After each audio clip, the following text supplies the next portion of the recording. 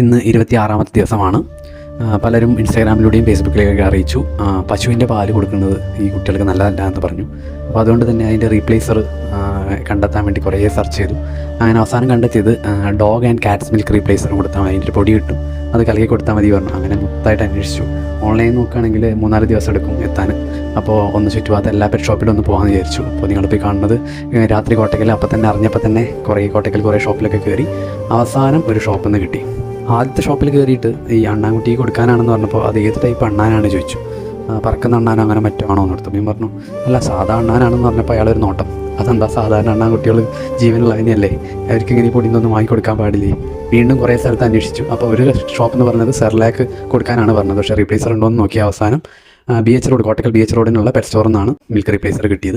അത് കുറച്ച് പൊടിയിട്ട് ചൂടുവെള്ളത്തിൽ കലക്കിയിട്ട് കൊടുക്കാനാണ് പറഞ്ഞത്. ഇപ്പോൾ നന്നായിട്ട് അത് കുടിക്കുന്നുണ്ട്. മാങ്ങ അതുപോലുള്ള ചില ഫ്രൂട്ട്സ് കൊടുക്കുമ്പോഴും അത് നന്നായിട്ട് കഴിക്കുന്നുണ്ട്.